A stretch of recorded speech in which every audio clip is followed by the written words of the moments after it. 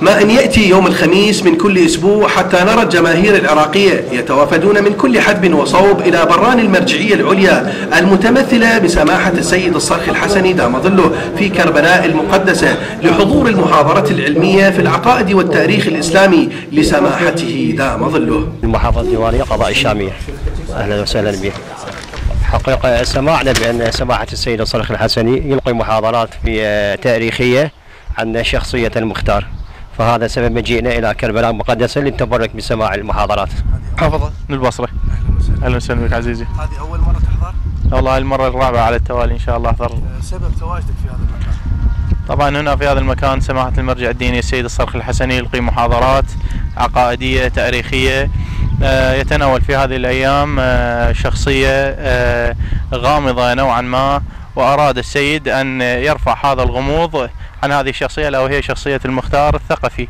أجمع الوافدون والمتابعون لهذه البحوث التاريخية أن الطرح العلمي تميز بسلاسة النقاش وبساطته، فضلا عن القيمة العلمية التي يحملها والجرأة الكبيرة التي تفرد بها سماحته دام ظله، إذ إنها أزالت الكثير من الصور المشوهة، كذلك ساهمت مساهمة فعالة في تصحيح المسار التاريخي والدفاع عن العقيدة الإسلامية الصحيحة.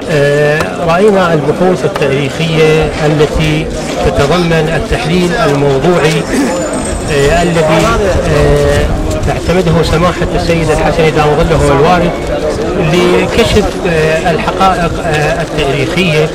نعم، يشرفني أن أحضر للمرة الأولى إلى مجلس آية الله العظمى السيد محمود الصرخي الحسني.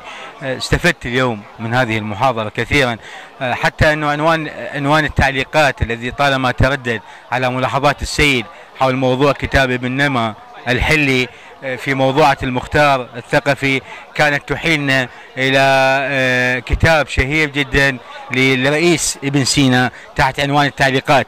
التعليقات كانت حصيفة للغاية، أرى أنها كانت عبارة تعتمد منهجا نقديا حيا، يعني كانت تشتغل تحاول أن تفكك بعض أهم العبارات أو المقولات التي وردها ابن نما في حق المختار الثقفي.